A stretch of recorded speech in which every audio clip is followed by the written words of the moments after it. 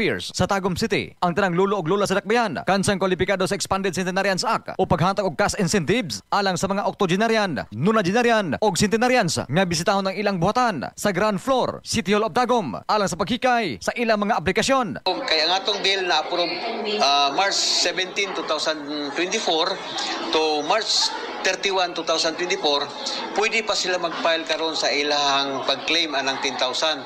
Kutob lang karon November 15, kaya cut-off na siya. Katong retroactive. Pero katong nag-averti karon 2025, padayon ta na till next year. Sumala ni Oscar Tagum Head, Leonardo Mendoza, gikinahanglan nga pahimuslan sa mga kwalipikadong tigulang ang maong balaod nun. Bugti kini sa taas nila nga kontribusyon sa komunidad. Katong nag-edad og 80, 85, 1995, muna kitawag okto nonagenarian, kinahanglan pag-file na sila sa ilahang application diri sa OSCA. Base sa balaod nun nga giaprubahan ni atong Marso 17, 2024, ubos sa Expanded Centenarians Republic Act 11982, ang mga senior citizen nga nagpangidaron og 80, 85, 90 og 95 adunay madawat nga cash incentive nga tag 10,000 pesos matag usa. Samtang ang napangidaron og 100 years old makadawat og 100,000 pesos gikan sa LGU Tagum, 100,000 pesos gikan sa nasyonal og 50,000 pesos gikan sa probinsyal nga panggamhanan. 100 years na natay mabutay karon taga San Miguel.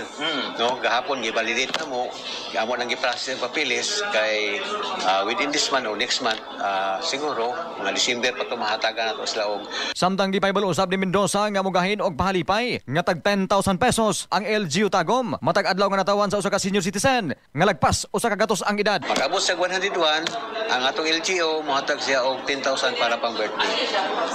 Okay. Dili naman na matanggal rin sa atong LGU tungod kay city ordinance na siya. Matag birthday na to. Yes. Hangtod buhi ang tigulang. Kahinumduman ni atong Oktubre 23 ug 24 ning tuiga mukabat sa 211 ka mga senior citizen sa Tagum City ang nagmalipayon human midawat sa maong kantidad. Sanglit ako kining tabang sa ilang pagpalit og tambal, pagkaon o ubang panginahanglan. Dugang pa ni Mendoza nga ang mga lolo og lola nga walay igong kusog nga motambong sa payout. Personal nilang gihatod ang pahalipay ngadto sa ilang mga panimalay. Pinaagi sa news ang pagpaningkamot sa OSCA o City Social Services Development Office kun CSSDO. Katong dili na makaabot diri sa opisina sa atong OSCA nga makuha silang payout, ginahatod na mo silang balay. Mga lolo og lola aron nga mamintinar ang kahimsog sa panglawas. Inom adlaw-adlaw og Santon Plus Gold Herbal Capsule alang sa nakayusang Pilipino para sa Pilipinas. Katropang Larsanyol, XFM. Exciting!